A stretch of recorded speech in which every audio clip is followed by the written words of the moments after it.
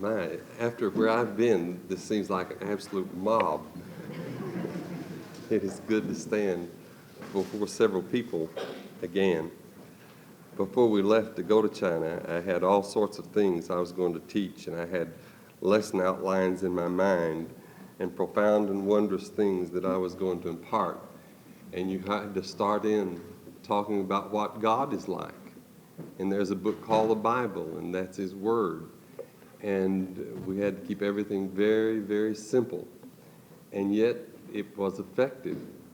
I think maybe I've learned some things. I don't know if it would be applicable so much here in the United States, but there where they do not have a lot of other ideas clouding their minds, they're simply atheists, but they're not committed atheists, and they give up their atheism very easily.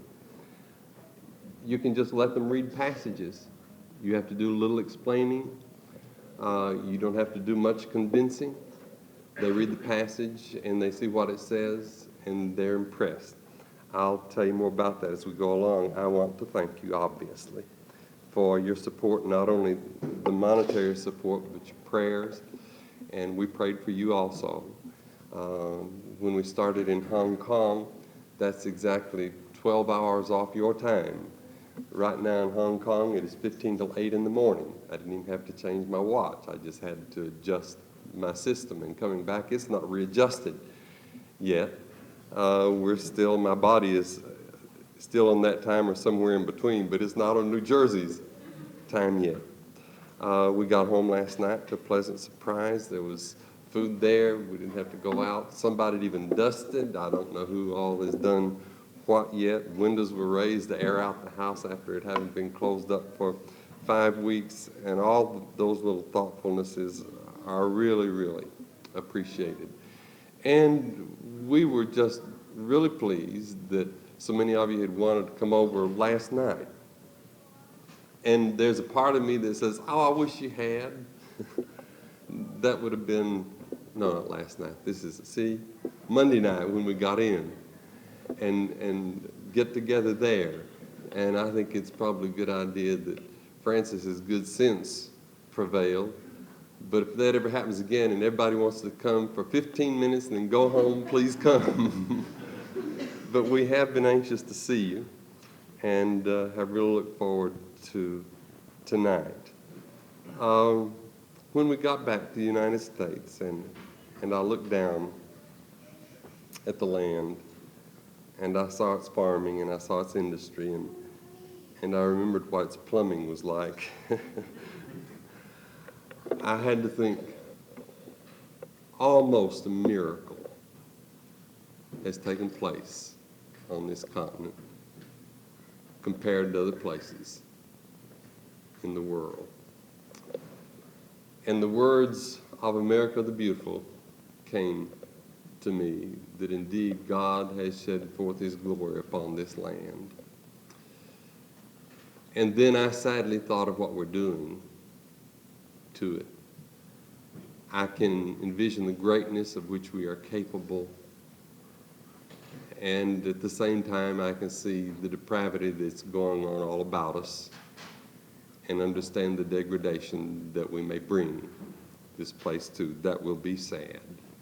When you can compare what has happened here with what has happened elsewhere in the world. I want to show you our itinerary, and then I'll get to some details. We flew into, and I can't see it so well here, we flew into, where's Hong Kong? It's up there. We flew into Hong Kong, and we spent about a week there looking over the possibilities of moving there and working out of Hong Kong into China. We had to look at housing. That's not especially a pleasant prospect. Look at schooling for Jeff's children. We wanted to work some English corners. I'll have more to say about English corners as we go along. In China, the English corners are informal things, or they're arranged by students on university campuses. In Hong Kong, they're all commercial. People learn that you can make money teaching other people English, and so they were totally useless to us. but we did contact one university, and talking with them, and they saw we were willing to do it free. They invited us to come, and we could set up one and use the student union. So that looks like that may be available to us if that's what we decide to do. But from Hong Kong, we flew up to Shenyang. That is a distance of Havana, Cuba to Boston, Massachusetts, or from Miami to Montreal, Canada. Just looking at it on the map, I thought, well, maybe New York down to Atlanta or something. But after we flew 4 hours, I knew it was a long way to there. And we spent almost 3 weeks in Shenyang. There is a little church there, a number of saints. And I will mention their names over and over tonight, and their pictures about there, and I'd like you to get acquainted with them. I'm going to use their English names that they have taken. I'm not going to use the Chinese names. And due to their perilous situation in the material that will be printed, all of us agreed not to use their Chinese names unless somehow or another that get back over there. We will just use their English names. From Shenyang, if I can, we had intended to come down to what this map says is Luda. The Russians had this port for a long time. The British had it, and it's thus one of China's nicest cities. And we're going to take a boat from there down to Shanghai. There is a lady we wanted to study with over here. But as we got, you can't get anything done easily in China. No one wants to take any initiative, and if anything's at all unusual, you just can't do it. The answer is no. And there's no sense pleading, there's no sense being reasonable. The answer is no, and that's it. You got to go think of something else to do. And unless they had our passports, they wouldn't book us, and if we waited till we needed to get over there to go, they couldn't guarantee that they would have room left for us. So we did something we had intended to avoid. We went to, this map says Peking, that's the old name, you know it now by Beijing, and spent a couple of days there. We traveled by train, which was a lot more comfortable than flying. I enjoyed it a lot more, and we arrived a lot more comfortably. And that is because we rode soft class. And there are roomy seats there. There are soft seats. There's a little table in between. If you travel at night, you'll get a compartment just like on the Orient Express, and you can sleep in there. We traveled in the day, and we had the comfortable seats. Now, if you're Chinese, most of them, except the ones we were traveling with, obviously, rode hard class. And that is, they've got nice wood benches, and they pile as many people as they can in there, and it looks exceedingly uncomfortable. But I got to wondering, China was deforested over 1,000 years ago because they needed wood for fuel and for building. And as expensive as wood must be, it looks to me like they could make upholstered seats as well as they could those nice wooden seats they've got in there and let everybody ride soft. But that's not the way they choose to do it. There are a lot of contradictions. There are a lot of things wrong. Our first impression of China was, I can't stand this place. There's some things that changed our minds, and in a moment you'll see why we couldn't stand it. But after spending a couple days there, and we went to Tiananmen, and we stood as near the spot as we could determine where the young man stood in front of the tank. And we took pictures there. And they were supposed to be developed today, and they didn't come back. But we'll have them on the bulletin board Sunday to add to the pictures that are back there. And from there, after a couple of days, we went down and visited with Brother Lu Wei Min in Shanghai, studied with him on Saturday, met and worshiped with him on Sunday, him and his wife, we studied with. And Sunday night, we flew from Shanghai to Hong Kong, slept for about 5.5 hours in the YMCA, got on the plane, flew to Tokyo, got on a plane there, and flew non-stop. That is cruel. Non-stop from Tokyo to Newark Airport, 12 hours and 20 minutes. And you know, I had so much to say about going over. Marlene's complained about flying, and she wasn't looking forward to that. Well, her hands, her palms were sweating all the way over. On the way back, she was such an old pro when we got to Tokyo, we picked up a New York Times. She sat down. I don't think she knew when we took off. She was reading the New York Times. So that's what happens to you when you fly that much. And coming back, I was so cramped. I almost had claustrophobia, I think. I couldn't even stand the little earphones in the pocket in front of me. They were taking up so much knee room. And I handed me the stewardess, take these things. I was climbing the walls. I was walking all over the airplane. And she was sitting there enjoying it. But I was glad when we hit the ground and glad to be back home. Well, that was our itinerary, and we are back. When we got to Hong Kong, we got mixed messages about taking Bibles into the country. Under circumstances we were going to do it, it is illegal. If you take a few in, they just confiscate them. We heard about one man who was smuggling Bibles, and the Chinese took him and shot him. But we figured that he was taking them in by the box loads and things. But at first we hadn't figured that out. All we heard was that there'd been a report in the Chinese press that they'd shot a fellow for smuggling Bibles, and here we're going to take Bibles in. But we went into the Hong Kong Bible Society and got some ideas from them and heard what people are doing. But we were still a little cowardly. 3 Bibles is all we took, and the rest of them took 2 or 3 Bibles. And we put them in our luggage, and we thought if they find the Bibles, they can have the Bibles.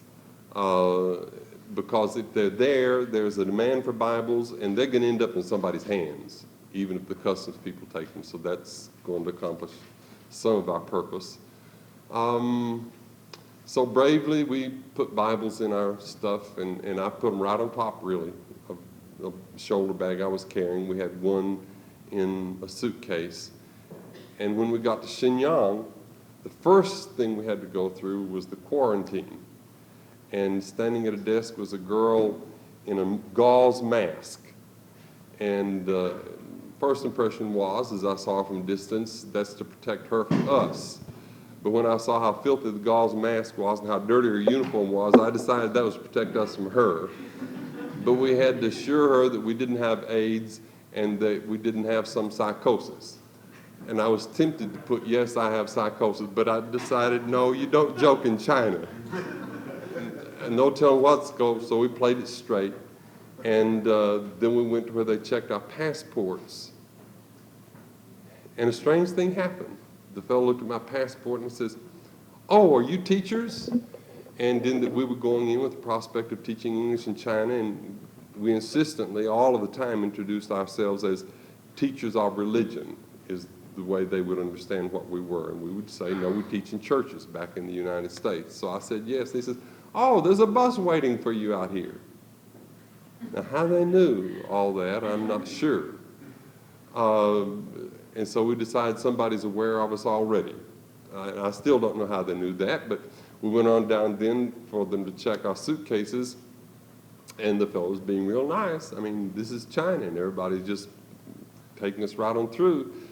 And looked at the suitcase, wanted to see my camera, what kind it was, and make sure that when I leave I have the same kind of camera.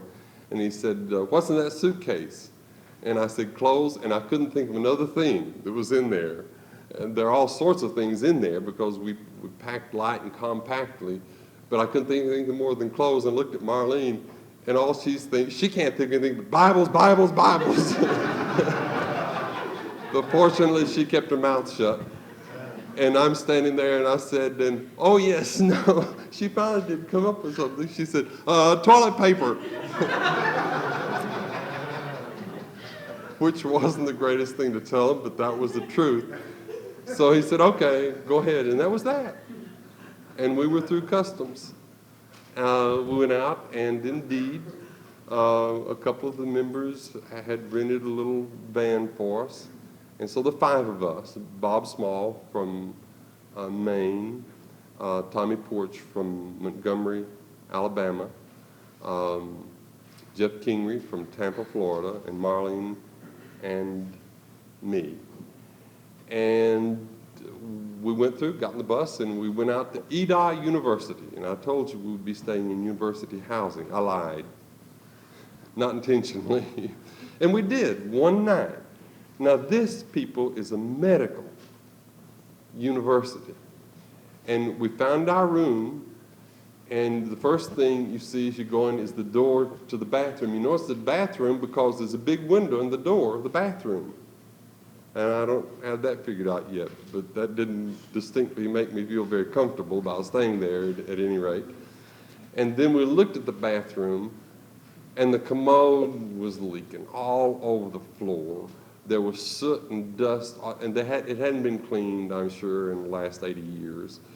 And Marlene had to get out her disinfectant and go all over the whole thing, and it still looked filthy after all of that.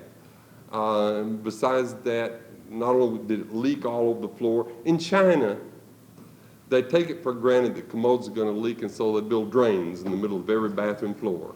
And they're just about right. Most of them do leak. And it was running because the little, well, what you call it, flap that goes down and closes the hole in the back of the tank was worn out, and all they need to do is go down to the hardware store, if you could find a hardware store, and replace that and get a monkey wrench, a pipe wrench, and tighten up the thing back in. Then it would stop leaking and stop running. But in spite of the fact there is a water shortage in all of China's cities, nobody fixes what commodes they are. And they just run and run and run. And in order to sleep, I had to take the lid of the commode off, stand it on end on that rubber thing, and that stopped most of the running, enough so that I felt like I'd done something at least, and so I could go on to sleep. Now, they had velvet curtains in the room, a bedspread that had the traditional silk, real silk, diamond shape cut in the middle of it. But the next morning, I looked at the bathroom and I said, I am not going to take a bath. I'll be cleaner if I don't. And I didn't. And we saw the rest of the people, and you would think that Marlene is the one that says, I am not going to stay here. She didn't say anything. And we got down there, and those guys weren't going to stay there, and I wasn't going to stay there. So we started out to check some hotels, and we went to one hotel that we chose because it wasn't so near the Public Security Bureau, and it wasn't known to be crawling with people who reported and told everything that they knew about you. And that was one experience in China. In the YMCA in Hong Kong, Bob and Tommy and Jeff got a suite because they could rent a suite cheaper than they can rent 2 rooms for one and 1 room for another. And they could split the suite, and 2 of them slept in bed and 1 slept on a sofa. So they showed us a suite. And they said, fine, we'll take it. And they said, the 3 of you? Yes, the 3 of us. Well, I'm sorry, but he would have to sleep on the sofa. That's all right, he doesn't mind sleeping on the sofa, but he can't sleep on the sofa. He likes to sleep on the sofa. I'm sorry, he can't sleep on the sofa. And there wasn't any talking them into it. There was, because they just didn't do that. It didn't matter that they lost the business. We walked out of there, and they could have rented 2 rooms, but because they wouldn't let him sleep on the sofa, that was that. And we went then to the Liaoning Hotel, and I think you got a picture of that in one of the faxes that I sent. And we found comfortable accommodations there. And this past year, the dollar against the Chinese yuan has increased 25%. So we were staying in this comfortable hotel for $26 a night. And that's where we stayed. It was costing us $10, I know, over there. But I said, those folks back home don't want me staying here. And so we stayed in the hotel while we were there. And there were ears, evidently all over the place, which made us nervous because we had people coming and going to our rooms all the time, studying. One of the members of the church there has a father who has great connections among the Chinese hierarchy. And he assured us that that hotel is bugged, every room. Now, they don't listen to every room all the time, but they can listen to any room they want to. So when we would pray, with people who came in with us, when we would study the Bible, we'd turn the television on. At first, that was terribly distracting. After a while, it was terribly comforting to have that just kind of mix the noises so we could go ahead with what we were doing. And so much of it was happening. There were times we did get nervous about what was transpiring there. But my first impressions were that restroom at Edau University, a medical university, and the dirty cafeteria that we ate in the next morning and the smell of it, and then we left there to walk out on the grounds and all the buildings were just gray. And right in front of where we stayed was a huge coal pile. And in the morning they put coal in the boilers to make the hot water, and when the hot water's gone, the hot water's gone. But when it's hot, it is hot. And they provide all over China every morning a thermos bottle of hot water to make your tea with or whatever you want to. So we got a bottle of water. When that was gone, we'd take this hot water, pour it up into the water bottle we had, and every room has a refrigerator, small refrigerator, and put it in there, and we had drinking water. And that kept us well, I'm sure. We did not drink any of their unboiled water. We drank this hot water. That's our first impression. And all the buildings are gray. Everything is drab. We got out of the street, a gray wall, a gray street, gray people, gray everything. Well, they looked gray. They were reflecting the gray of everything around them. And we looked at buildings that were putting up bricks. The 6-year-olds in this audience could lay bricks as well as they were laying bricks to build these buildings with. The corners didn't even come together squarely. And those are the things you see. But after we got the hotel room and after we started meeting some Chinese people, all of a sudden you stop seeing all the grayness. You stop seeing all the bad things. And I tell you, the people we met and talked to, it was hundreds, we really did come to love. They are an intelligent people. They are courteous people. They are clean people. Most of them do not have baths or showers in their homes. They have, for physical facilities, what's called a squatty potty. And women can ask Marlene, she'll tell you all about squatty potties if you want to know about that. That's not something I particularly want to know about, but you might want to know about that. And they will go down to public showers. It's not Japan, so the men and women do bathe separately, but they are clean, they are neat. You could tell an American, well, there's several ways you could tell an American, but the Americans are always sloppy. Running suits, jogging suits, they would wear in the hotels, and the Chinese girls dressed so nicely. And at English Corner, at night, the young men would dress up in suits and ties, and that was really, really very pleasant to see. And I was ashamed when I would see an American looking as sloppy as they looked in comparison to that neat, polite, nice, considerate people that we had to deal with there. And then I stopped seeing all the gray. I stopped seeing all the ugly. And we really did enjoy our stay there. It was profitable to us in many, many ways. About English Corner, how would a man, if proselyting is wrong and meeting for religious assemblies is against the law, proselyting is against the law, meeting for religious assemblies is against the law, unless you meet in the state-approved church, which is called the Three-Self Movement. And that way the cadre of the Communist Party can attend there and keep an eye on things and make sure things don't get too far out of hand. And they can register everybody that goes there, and they can register every visitor and keep up with all of that. And if you meet for religious services apart from that, then you're breaking the law. And if you proselyte, you break the law. Now, we did respect China's laws. I think a Christian is bound to keep the laws of the nation where he lives. But also, when it comes to a conflict with God's, Peter said we must obey God rather than men. And so we did meet for religious assemblies, and we did proselyte, and we baptized a man in the hotel bathtub. And he is going to be an asset to the work, and I'll tell you more about him a little bit later on. But English Corner is how we make contacts. And right in front of the hotel, looking out on this huge circle, is a 50-foot tall statue of, as we called him back in those days, Mao Zedong. Now they're recording his name as Mao Zedong. But those of you who are a little bit older will remember him. And that's straight out our hotel window in this huge circle. And just to the left of that, across the street from the statue and out our window, is the headquarters for the Public Security Bureau. That's roughly the equivalent of Russia's KGB.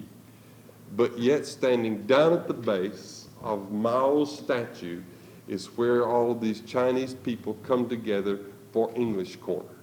They come there to speak English, to develop their English skills. And when a Westerner or anybody who can speak English shows up, they swarm, literally swarm around them. And they will be standing so close that you will feel the press of them. You'll walk out and somebody will spot you and walk up and say, I'm trying to prove my English. Do you speak English? Will you speak with me? And as soon as somebody else sees that, then here come the people. And Marlene especially was a hit there, being a Western woman. They see very, very few Western women. And they had a lot of questions of her. And sometimes when I would be talking, they'd say, oh, you're Marlene's husband. And that's how the young people knew me. I was Marlene's husband, but she had some really good discussions with them. For instance, on her car, everybody in China has a card. I mean, no matter what you do, if you can label it, you go have a card printed up and you have that put on it. And we've got a collection of cards. And so we had cards printed up on English on one side and Chinese on the back side. In Chinese, I am Dale, and she is Marlene, or something like that. But they could use our first names, but our last name comes out Tse. And Marlene had teacher and housewife on hers, and she intentionally put housewife because she wanted them to know about that in America, and they said, we don't have any of that in China. And our women all work out, and they thought that was the noble thing to do. And so Marlene said to one young man who was making that point, said, that watch you've got on there, which is more important, that watch or you? And he said, well, I am more important than that. The coat you've got on, which is more important, the coat or you? And he said, well, I'm more important than the coat. She said, all right, over there in the factory, somebody worked, spent all day, and they made the coat. And over here in another factory, somebody worked, and they made a watch. I spent my life making people. And he thought about that. And they could see the point that you may have to work, and the women pretty well do in China, but there is another way, and there is something noble. And she would go ahead and explain, a housewife can be a seamstress, a housewife can be a chef, a housewife can be many things, and have all sorts of skills, and she's not to be despised because she stays home. Yes, there's some washing, there's some scrubbing, but she has to have a lot of other talents. By the time she got through explaining all the talents a housewife needs to have, one young lady who came to her room to talk to her one day says, and this is the difficulty you have in idioms and in language translation, she says, I think you must be omnipotent. And of course, we use omnipotent, of God who is all-powerful. And she didn't mean all-powerful. What she meant was, you can do anything. And that was her conclusion. And another young man, after talking with her one night, says, I think that is very noble. And another young lady says, you know, I admire you very much. And others said, well, you've convinced me. That's not all she talked about, but those are some of the things she talked about, and she was a big hit with, they're not just Chinese students at this particular English corner. There are workers who come there also because they want to improve their English skills. And what we do, they say, what are you doing here in China? Well, we're visiting in China. Is there anything else you're going to do? Well, we're looking into teaching English here in the universities. Oh, are you a teacher at home? Yes, we are teachers of religion. I teach in a church. I teach Bible at home, and we were not bashful about saying that. We didn't know where the lines were, and we had to try the lines.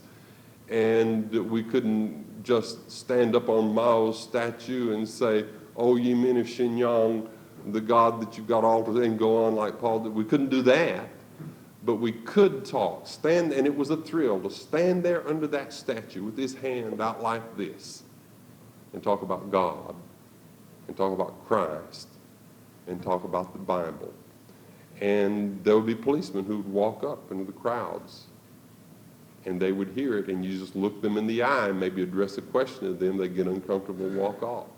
When not, a soldier walked up, and sometimes the people you're talking to would get a little uneasy when they recognized that there was an unfriendly in the crowd. But if you didn't show any fear and you went right ahead and you didn't then put them on the spot and make them say something, and you kind of kept in check what you were saying so that it was conversation and not preaching.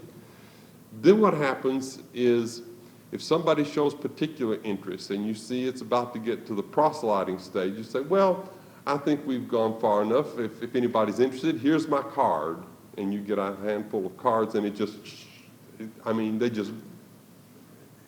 don't know what to compare it to, but it's fantastic. And they all take your cards. And many of them did call us, and they wanted to come to the room. Some of them wanted to study. All of them wanted to come to America. And many came to the room because they thought somehow or another we could help them get to America. But that's how we begin the work. That's how we make the contacts. Let me see where I wanted to go with it. Yes, that's not the only English quarter we visited. We visited English corners at 3 different universities. I don't know how many schools and universities there are in Shenyang. It is the 5th largest city in China. It has a population of 5 million people, so it is not a small city. It is the capital of Liaoning province. In the past, when Manchuria ruled China, it was called Mukden, and it was the capital of China. So that's the city that we were in. And at the English corners, I cannot forget the eyes of those handsome young people and beautiful girls that I looked into. And they would penetrate, and they would hold you and take in everything you were saying. Do you remember the sermon I preached not long ago about the necessity of believing in God, that you've just got to come to the conclusion that he is? And I start off, why do I believe in God? And I start off, because I am. If I am here, something has always been here. Do you remember that lesson? Well, one night at an English corner where we were inside, we were able to work around to that subject, and they said, "Well, why do you believe in God?" Dong! And I was on and ready to go. And for 20 minutes, I preached that sermon. Of course, I didn't get it all preached. And they listened raptly to everything that I said. And they just, of course, start off, they're atheists, but by the time you get through, they'll say, "We know sometimes I believe in God." And they quickly see the futility of atheism and that there's really no ground for it. So they surrender the atheism quickly when they're given reason to. And I don't know where we're going this next year, but it's like a lot of people who've been to China. It perhaps is the most interesting nation on the earth. It has a 40,000-year-old history. And I want to go back. And before too long, I want to look into some of those same eyes again. I am persuaded that God still has more people there, from the conversations we had, from the questions they asked. Now, they were not as open with the questions as they were a year ago, Jeff said, and he was there a year ago, because of what happened in Tiananmen. And they have arrested a few Chinese and made examples of them. And one Chinese young person for proselyting was just recently sentenced to 15 years. And yet after Jeff converted the first 4 through English Corner, when he went back for 3 months, those 4 had 3 more that they brought to him, and they obeyed the gospel. So they're not keeping their faith secret. They have to be careful with it. And they cannot stand in the middle of the square and advocate it. But they talk to people, they evaluate people, and they bring their friends to Christ. And from the questions and the reception we got, I'm convinced there are more Christians there. And Tommy Porch and I did make one pact. One day, out in that circle, that statue of Mao is coming down. And that will signal a change in China. And when it comes down, wherever we are, whatever it takes, we are going there, and we're going out to that circle, and we're going to openly preach, not just talk about and conversationalize Christ, but preach Jesus Christ. And I look forward to that day. After one English corner, there was a young man in his early 20s who met us at the gate as we came out the gate from the university. And he said, "Would you come to my apartment?" And I thought, he was in my group for a while, and I know what I was talking about. Maybe this is another prospect. And I said, yes. And so I told the rest of the group, and they said, okay, we'll go. And he said, it's just a little way. It was over 3 miles, and that was just a little way. But he was on his bicycle. But he was walking on his bicycle like this, and Marlene was there, and I was there, and the rest of the group was coming up behind. Well, Jeff had done some inquiring around, and he walked up to us as we're walking along and says, I suppose you guys know this is a cop. And you should see Marlene's face there. Her eyes got that big, and she about squeezed my hand off. And okay. So we began talking with him. We started asking questions, and he was a military policeman. He was half Korean, half Chinese, and we asked various questions and felt safe to go on with him. But it's really after dark by the time we get to where he lives.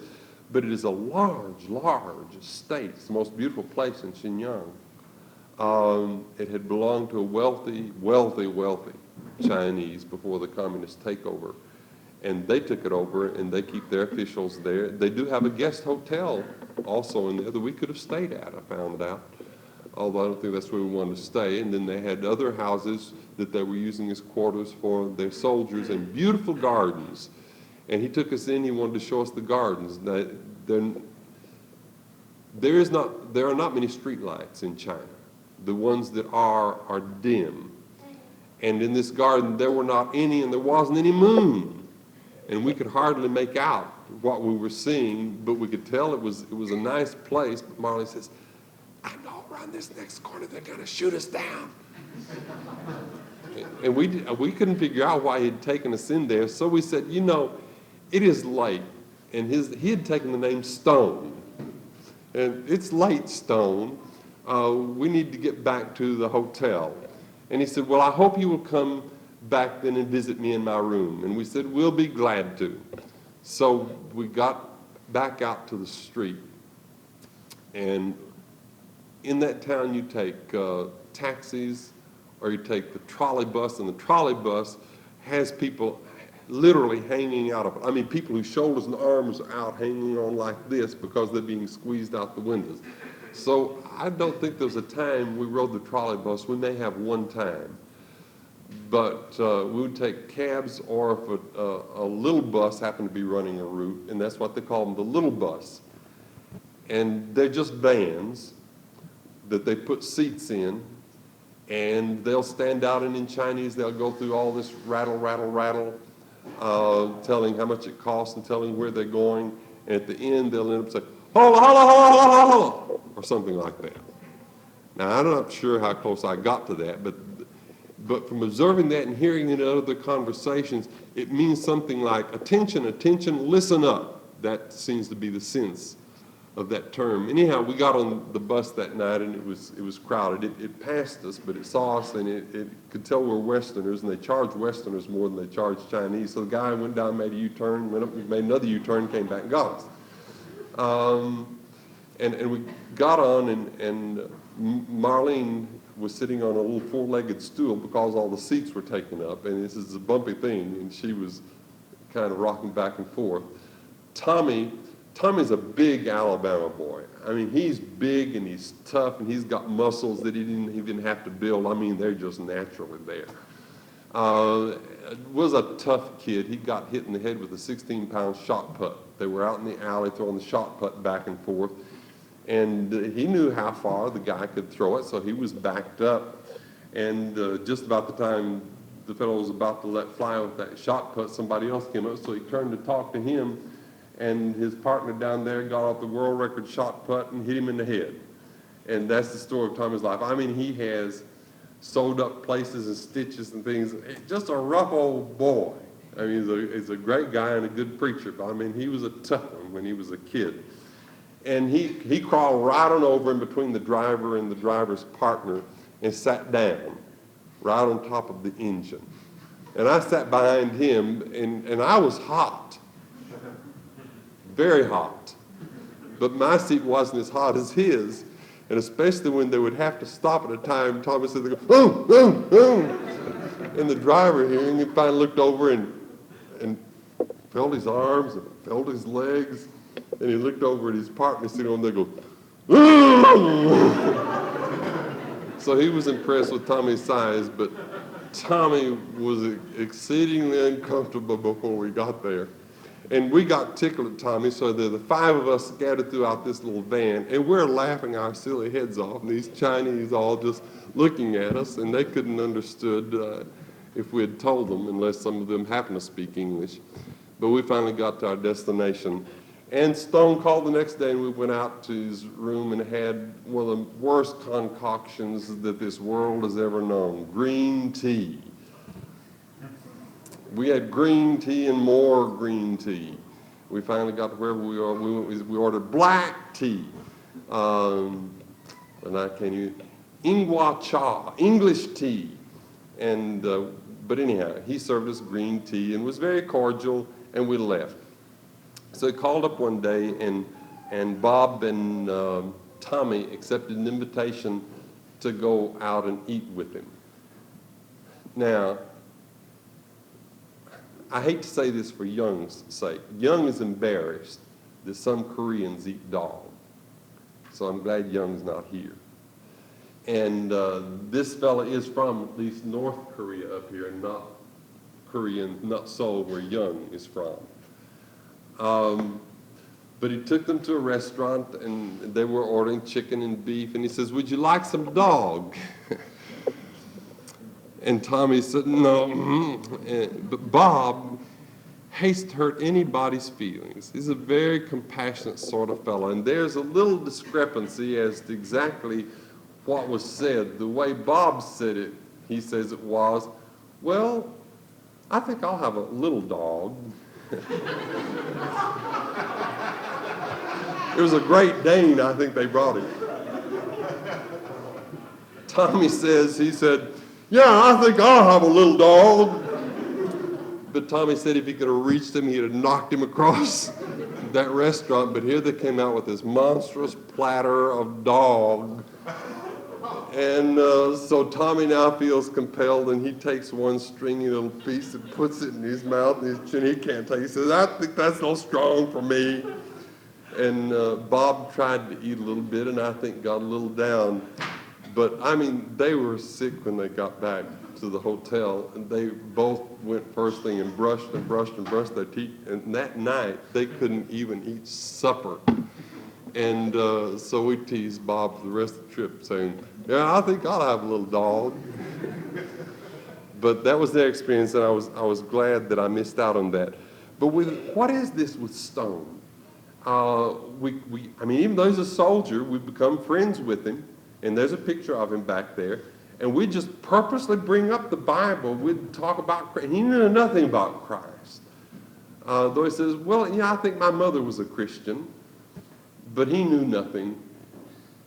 At the dinner, he did say to them, "Will you change some money for me?" When Westerners go in, they have to get a certain kind of money. It's called FEC. The Chinese money is renminbi, and they cannot use their money to buy foreign products with. That then makes the money that the Westerners get more valuable. So they will pay you $15 of their renminbi for $10 of FEC. And Stone wanted to change money. Now, I don't know. I don't know if he was trying to evaluate our activities. I don't know if he was just lonely and he wanted to have some friends and talk English. I don't know if he just wanted to change money. But I know after they told him no, and it's illegal to do that he didn't call him when we didn't hear from Stone anymore. But that was with some relief because we didn't get arrested and we didn't get in trouble and didn't get anybody else in trouble. Our real concern was not ourselves. Most likely, if we had crossed the lines, whatever lines they would have sent us home. But if they had found us associating with those young Christians there, they could have gotten in trouble, and that was our great concern in all of that, and we didn't want to get them in trouble. And there were some things that happened. Grace, and you'll see her picture back there, was the secretary of the Communist Party in Shenyang before Tiananmen. And that disillusioned her with the Communist Party. And because now she's not taking an active role, and because she reads a newspaper in the propaganda meetings, which is what all the young people are doing now, everybody we could find. We found one who tried to make excuses for Tiananmen, but the rest say, yes, we have to go to these meetings, but they read newspapers. And we really couldn't figure out what's going on. We got away with too much for them to be as strict as they have been in the past or as strict as they say they are. I don't know where the lines are yet. And several other observations we made. I don't think anybody is solidly in charge in China.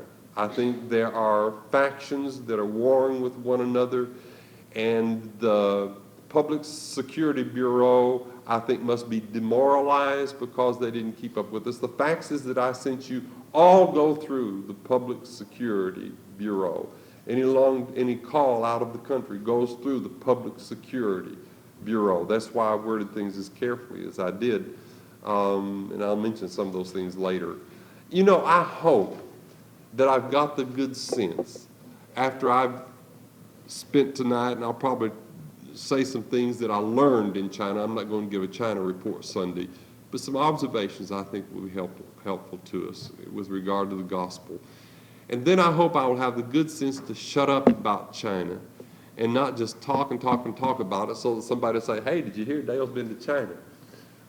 And I don't want to bore you to death with it, but there are some things I just have to say or I'm going to explode. There's no way I can tell you everything and all our observations and everything we saw.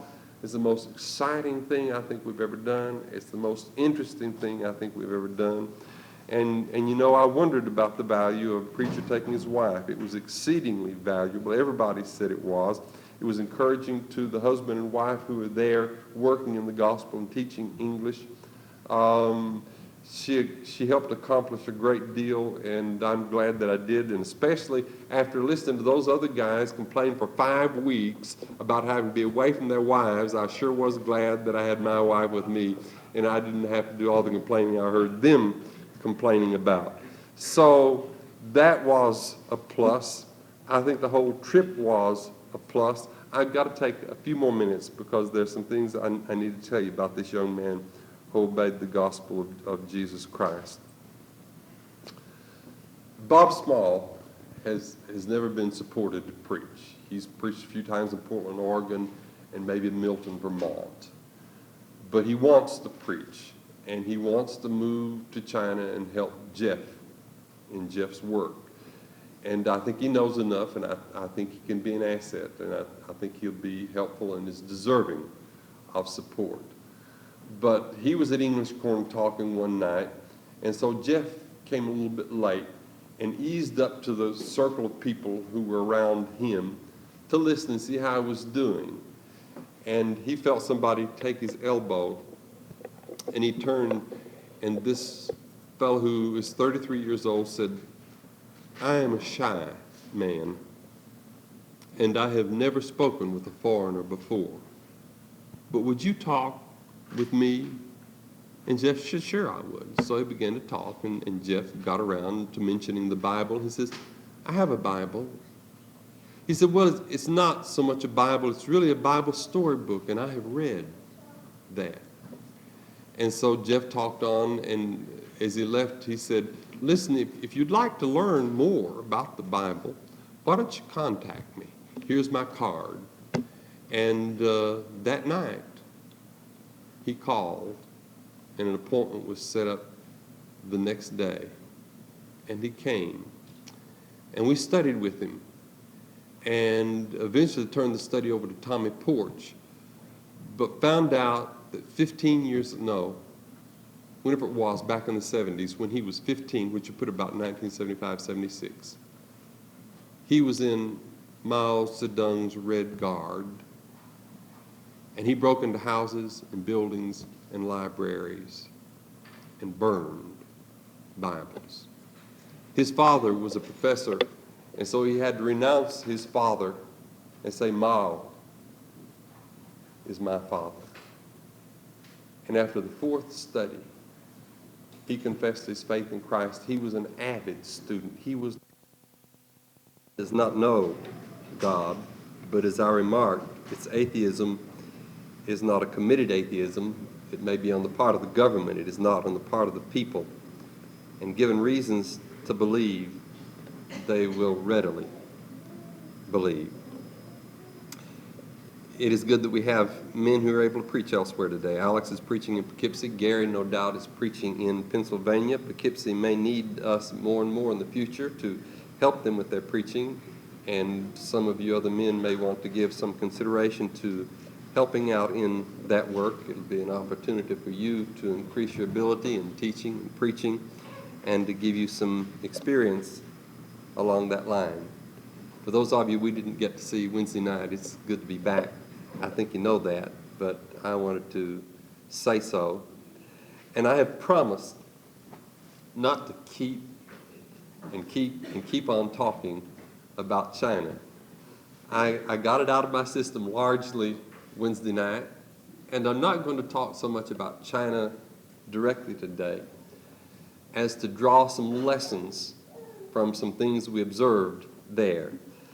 I kept a journal of observations, and I want to share at least 3 of those with you today, but I want to begin our study in Job, the 21st chapter.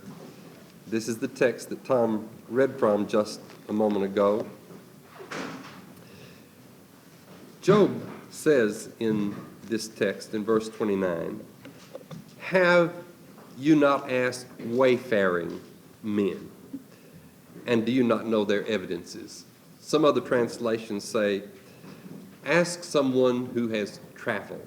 And really what Job is saying is this: you tell me that I am afflicted because I am unrighteous.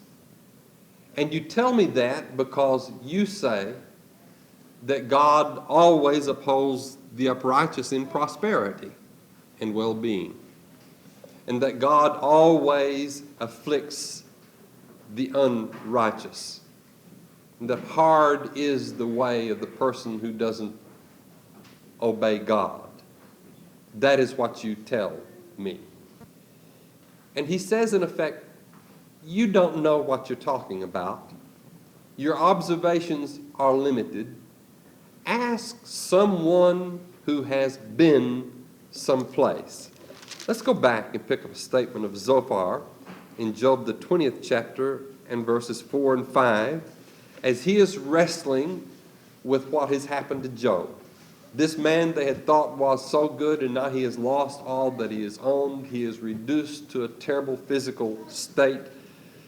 And their conclusion is, of course, as you have noted many times, that it must be because Job has sinned and sinned terribly. In Job 20, verses 4 and 5, Zophar says this: knowest thou not this of old time, since man was placed upon the earth, that the triumphing of the wicked is short, and the joy of the godless but for a moment?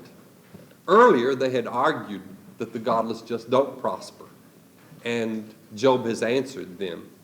And so Zophar comes back and says, oh yes, but their triumph is short. And Job comes back and says, no, There are wicked people who have continued in their prosperity until their death. They have died honored deaths, and men have continued to honor them even after their death. And if you don't know that, you just haven't been any place. And so let's go back then to Job, the 21st chapter, and verse 29, and continue our reading. Have you not asked wayfaring men, and do you not know their evidences, that the evil man is reserved to the day of calamity? Does calamity always come in life upon the evil man, that they are led forth to the day of wrath? Don't you know that there are people who are unrighteous, and as far as this life is concerned, they never know the day of wrath? Who shall declare his way to his face? Here is the unrighteous man in his power, and who is it that stands up to his face and declares his unrighteousness? And who shall repay him for what he hath done? Yet shall he be borne to the grave, and men shall keep watch over the tomb. The clods of the valley shall be sweet unto him, and all men shall draw after him, as they were innumerably before him. How then comfort ye me in vain? Seeing your answers, there remaineth only falsehood. You don't know what you're talking about. We have some Zopharisms in our culture today. We have some principles that are taken for granted by our intellectuals, self-proclaimed intellectuals at that. And the rest of us have partaken of those things. And I believe that those intellectuals say what they do because they have not thought long enough, they have not thought seriously enough, they have not thought about circumstances beyond the shores of the United States of America. I believe many of them certainly have traveled. They have been places, but they must have closed their eyes to the places they have been and not learned the lessons that are there. Job could say, in life, moral differences do not explain fortune or its lack. His friends were trying to explain his lack of fortune upon the basis of his evident unrighteousness and lack of goodness. The Bible doesn't say that about Job. That's what they assumed about Job. Our culture is full of short-sighted principles also, and here is one. Poverty breeds crime. The person who is reared in circumstances of poverty and disadvantage must be expected to have a criminal mind, to be dishonest, to be abusive.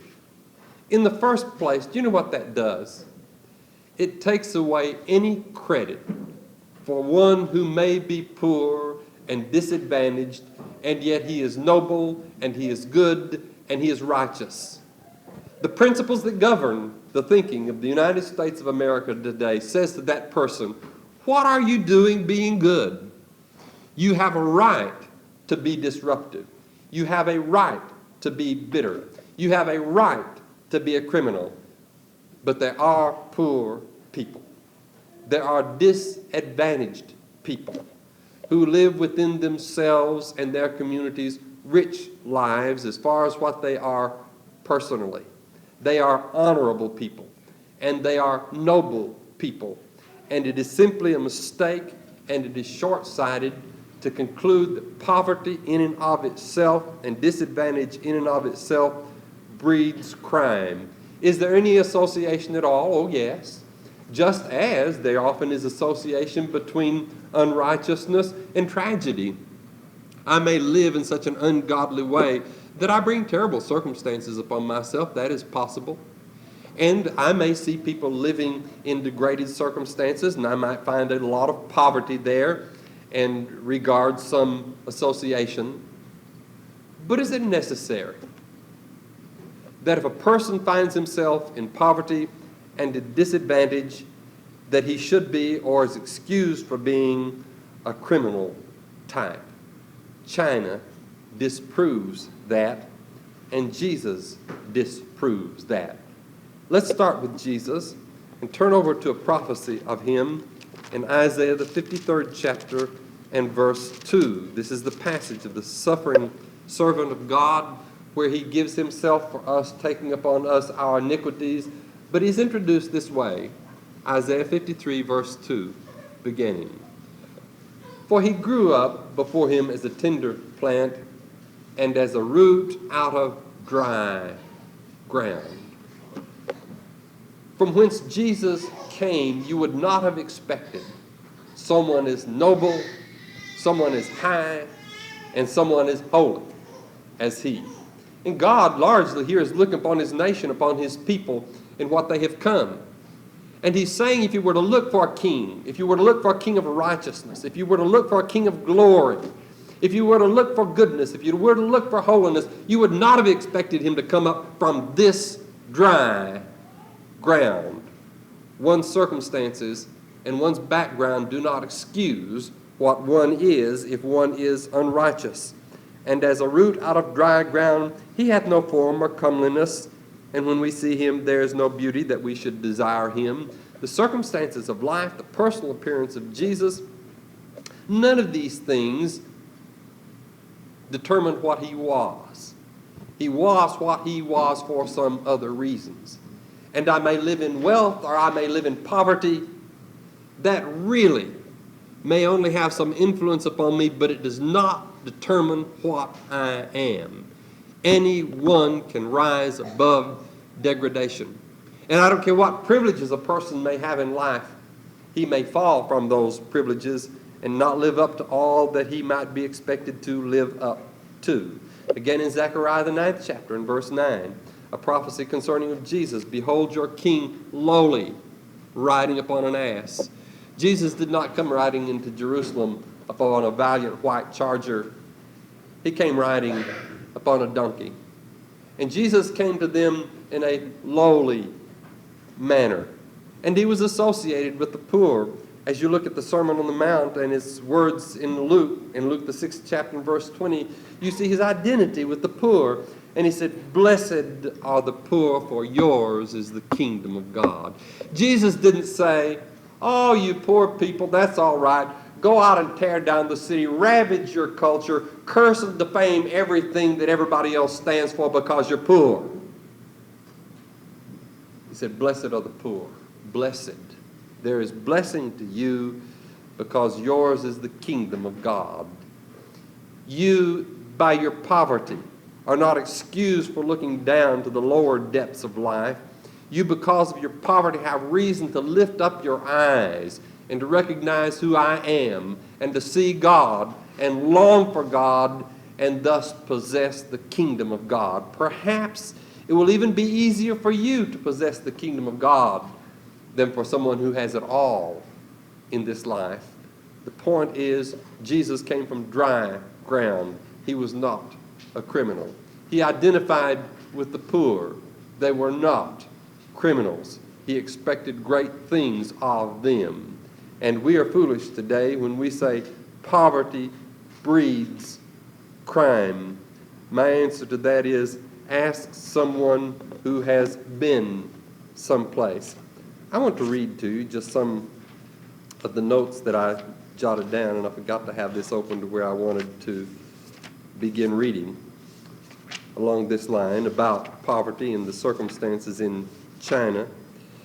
We thought we had seen poverty in China. We had seen apartment buildings. We had seen crowded conditions. We had seen people living without all the nice things that we take for granted. And then one day, we took a different route over to Liaoning University than we had normally taken. The cab driver thought he knew a shortcut. And perhaps the reason the other cab drivers had not taken us that way is because of the area that we had to drive through. Probably an area that they did not want a Westerner to see. As we drove through the area, how to describe it to you? In the first place, in northern China, there are a lot of bricks. Everything is made out of brick or concrete. China was deforested largely 1,000 years ago. There's a shortage of timber and not many things are made out of wood, but they do have a lot of bricks. And what we saw, I best can describe to you by, are you familiar with the little rental storage places, the lines of garages, and you open them up and you store things in right next to it, you open up and people store there? If you can imagine that without the width in between them, just rows and rows of those things with a little narrow alleyway, little narrow walkway between them. And the houses, in many instances, of the dwelling places, not nearly so large as many of those individual storage places built of brick. So away from the street, those things honeycombed, or they just existed in a grid.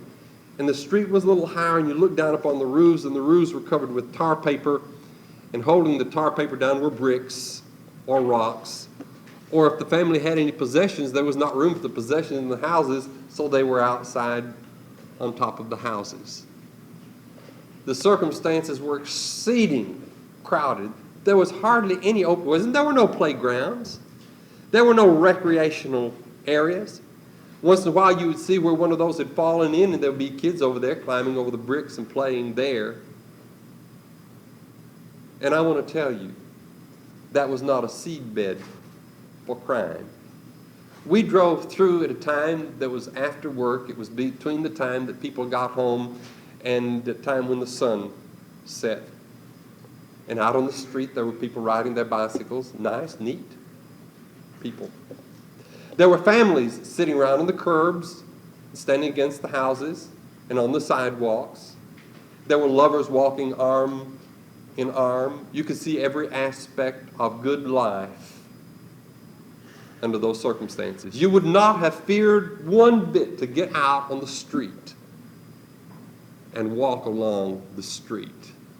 One might observe, but everybody in China is poor. No, that is not so.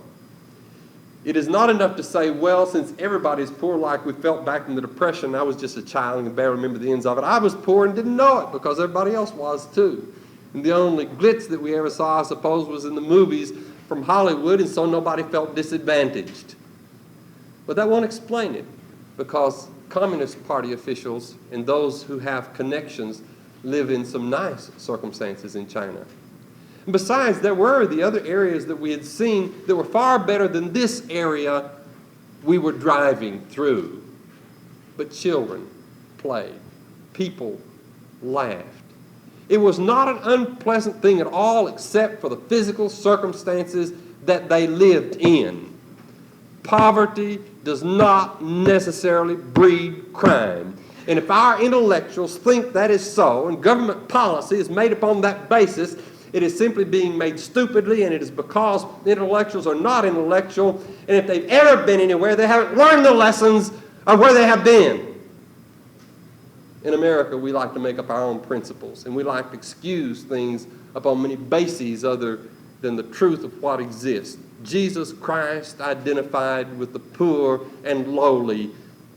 The poor and lowly were not necessarily a criminal element. He found goodness there. China is full of poverty, and China is full of extreme poverty. But you would have been safe walking at night in the poorest of Chinese neighborhoods. We walked there at night, and we felt no fear. Well, what all of this really says is the wisdom of man is indeed lacking. We need to turn to the wisdom of God and rely upon that. And what are God's expectations of man, even in poor circumstances? Let's look at the possibility for all men from Ephesians, the 4th chapter.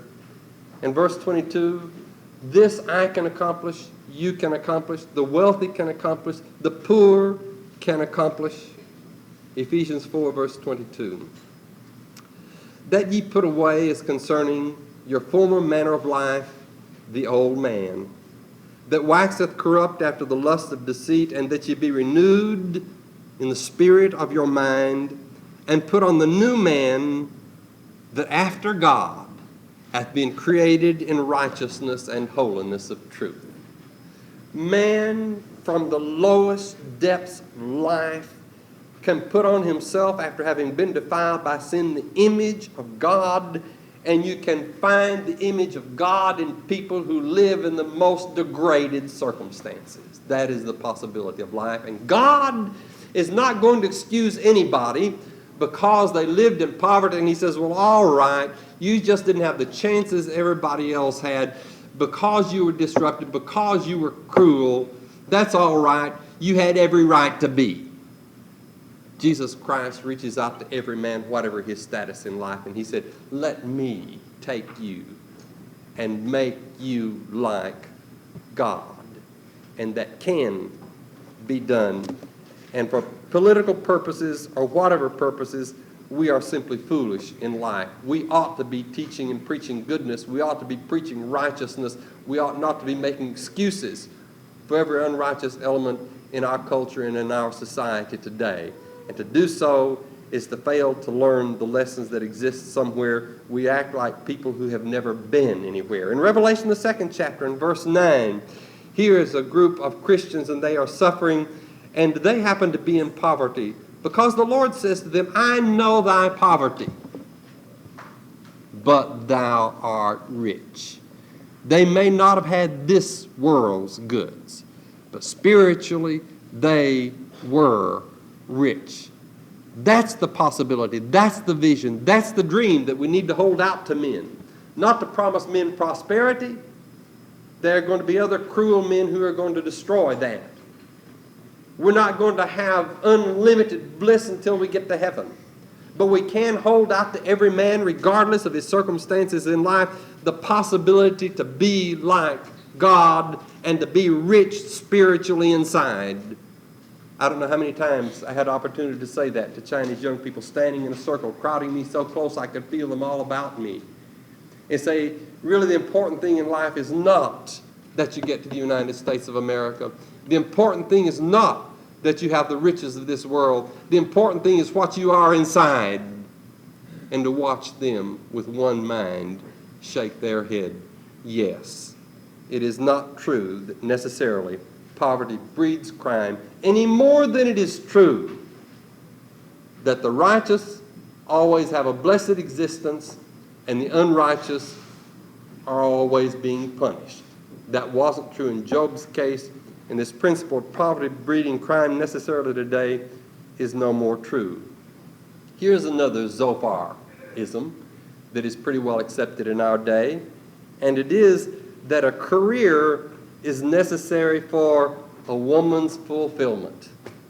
If you just stay at home, you must not be very bright, and you must just be a drudge. You scrub the floors, and if you don't do that, all you do is sit like Roseanne. I don't know what Roseanne does. I know what she looks like she does. Watch television and pop candy all day long. What I have seen of her on ads, I find her, frankly, and if she's got any fans here, you may have to argue with me about it. I find her a despicable character, and for her to be a hero for the American people, I think says something more about us than it does about her. But if that's what you think a housewife is, if that's what our culture thinks of a housewife, they just don't understand. And they have not understood the blessings that there are in it. They don't understand the contributions that they can make. Let me tell you about a family we visited. The man is an English professor. He speaks exceedingly fluent English. His wife is a chemistry professor. She does not speak fluent English. She hardly understands it. She doesn't really. She can pick out a little bit here and there. And they have a lovely young daughter. And they invited us over for dinner one night. Did I tell you that she is a chemistry professor? He is an English professor. She is a chemistry professor. These are, I've been gone so long I cannot even remember the expression. In our culture we have middle class. These are Chinese middle class. We found their apartment building and we went up 6 flights of stairs. It's a concrete building. And there was no elevator. And we went into their small apartment. I suppose it had probably 240 square feet, certainly less than 300 square feet. And this is an apartment afforded by 2 college professors and their daughter. There was a little eating area on one side and a little cooking area on the other side. There was a sink, probably had just one faucet, that just for cold water. You walked through that, and to the left there was a combination bedroom, living room, which was probably 10 by 12. Across from that, there was another small room, probably 8 by 10, and that was the apartment. There was a little area for the restroom facilities. There was no shower. There was no bath. They would bathe, if they did not go to the public bath, basin in the morning and washing the upper part of the body, pouring that out, and then washing the lower part of the body, and they were clean people. That really gets back, I suppose, to the other point that I was making. I just want you to see and understand the people that we visited with. This lady did not say, I am so busy, I do not have time to exercise hospitality, so we sent out to Kentucky Fried Chicken. Now, we've done that, and that's all right. If sometimes you want to have us over and serve Kentucky Fried Chicken, that'll be great, especially after being in China. That'll be great. But you've heard that. I am so busy. I have so many important things to do, and I don't have time to entertain. And I don't mean just for fun. I mean to be hospitable to people, to have people in your home for the joy of having them there. And there are American women who say that. They don't have time for all of that because of their careers. She is a college professor teaching chemistry, and I have never seen a more beautifully prepared meal. If you want to talk about presentation, it was beautifully presented. The dishes were delectable in their appearance and in their color, and the work that went into it took a lot of effort. And she took pride in doing that. Now, when I tell you that, I've got to tell you that not one time in our whole visit did she talk about being a chemistry professor, talk about her school, talk about her students. She delighted in that. She showed us a picture of something she did.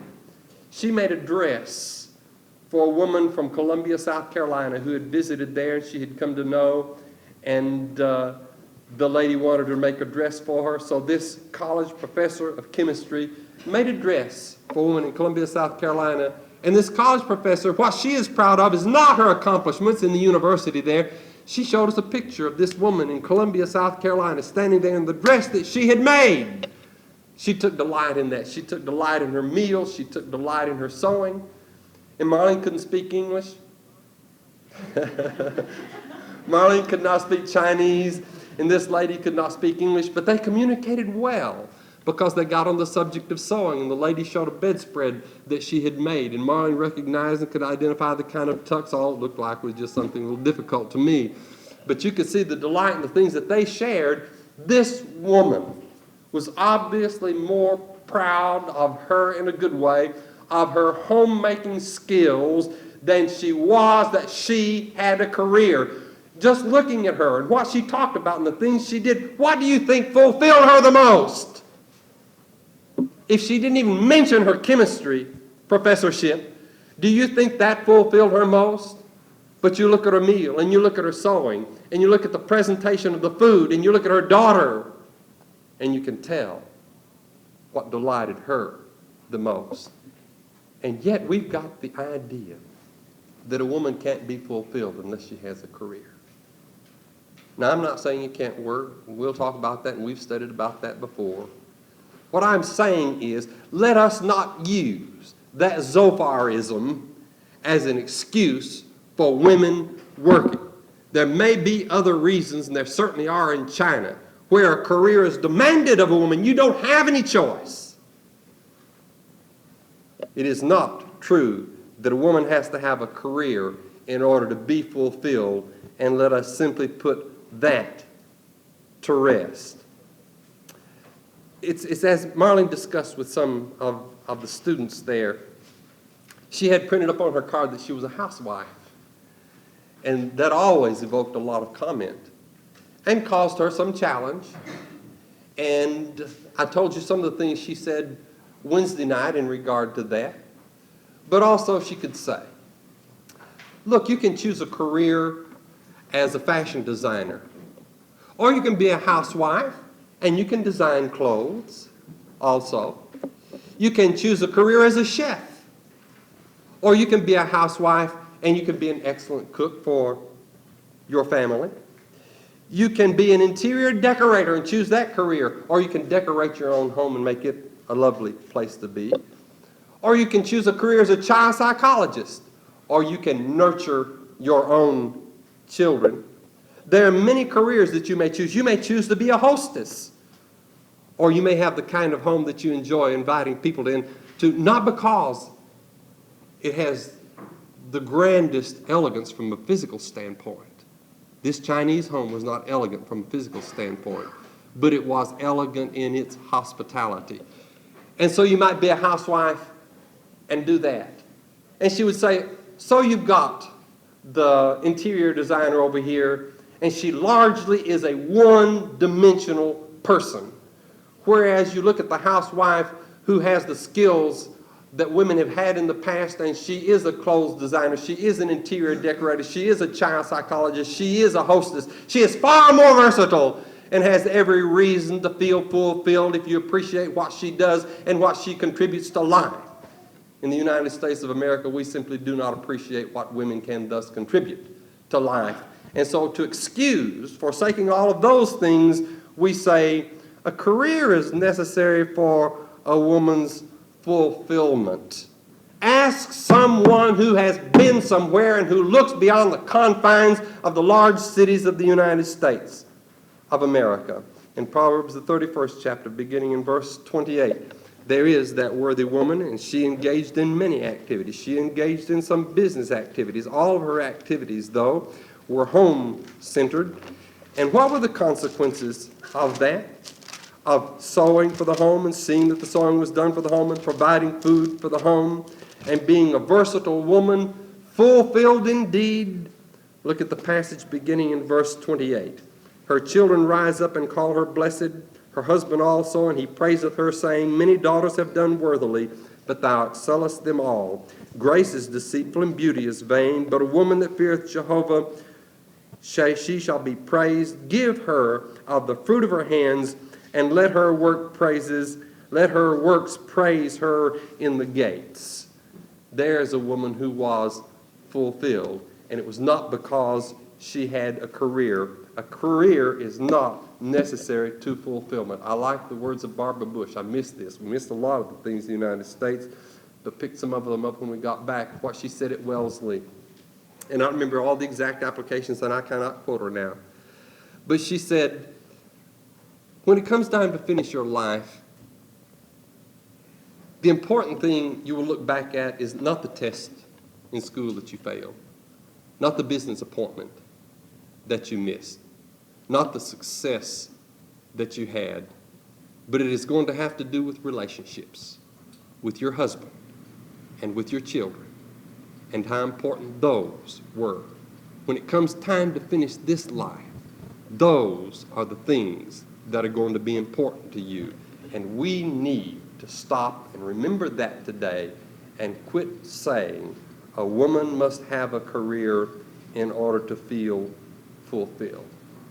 One more Zopharism, and that is, it is folly to think the young will or can refrain from sexual relationships. Therefore, we had better provide for them birth control methods, and we had better provide for them opportunities for abortion, and in the meantime we can provide for them X-rated movies and any pornography they want to see, because after all they've got a right to establish their own standards, and if they want to engage in those things they've got a right to, and on and on and on all of that stuff goes.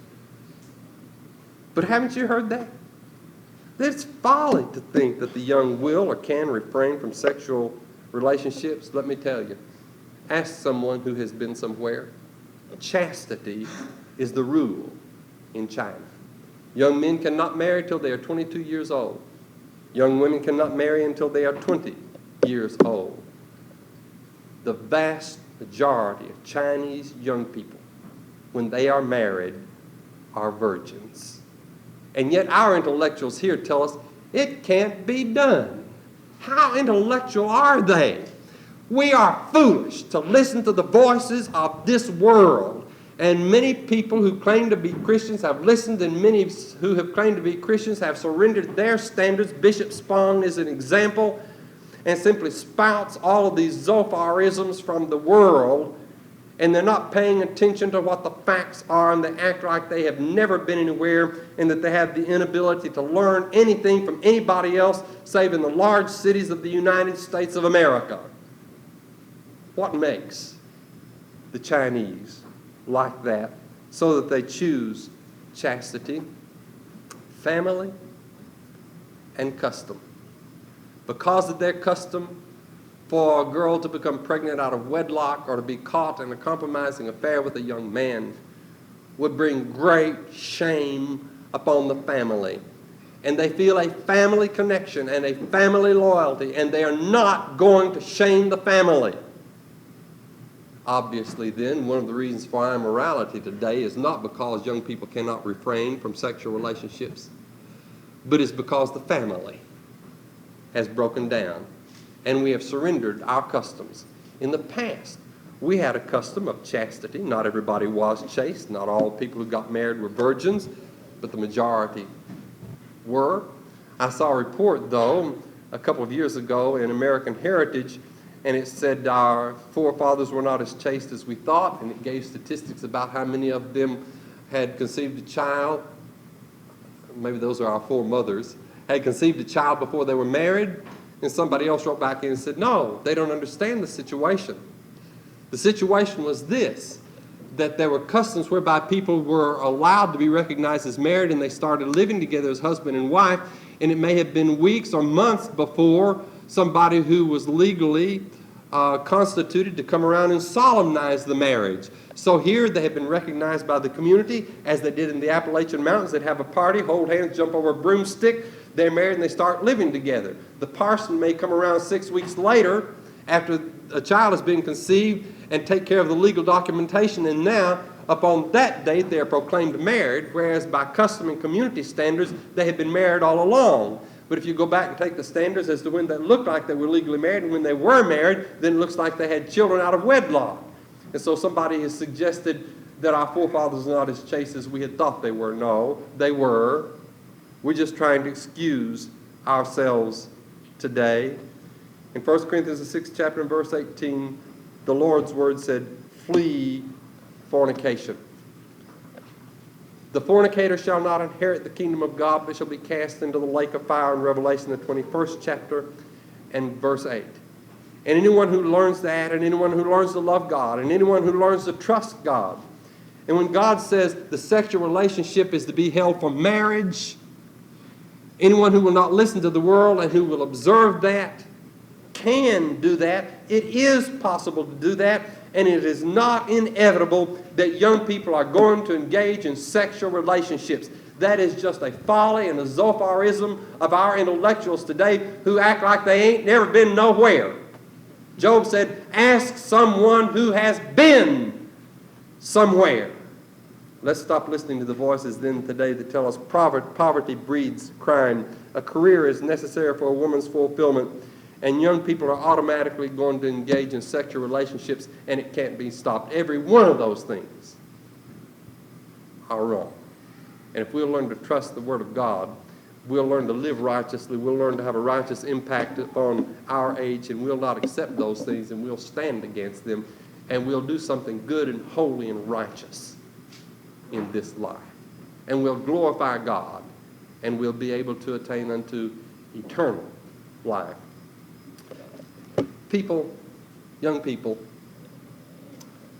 there's a voice you need to hear, and that's the voice of Christ. He is the Son of God. His wisdom is seen in everything that is made. In John, the 1st chapter, and verses 1 through 3, he made everything that is. That is plenty of evidence of his wisdom. You can trust him. And he tells you what is important in life. And he tells you how to live. And he tells you the morals you ought to adhere to. He tells you how to glorify God. He tells you, and he alone tells you, how to attain unto eternal life. You can do that. That is an aspiration you may have. If you've not obeyed Christ, if you're not a Christian, we're going to stand and sing in just a moment. Won't you say, today I begin listening to Christ. Today I yield my life to him. Today I will begin my service. I'm going to be forgiven today because I'm going to be baptized for the remission of my sins. I'm going to arise and walk in newness of life I'm going to glorify God. If you're not a Christian, why don't you come to Him today to do that, and come while together we stand and sing.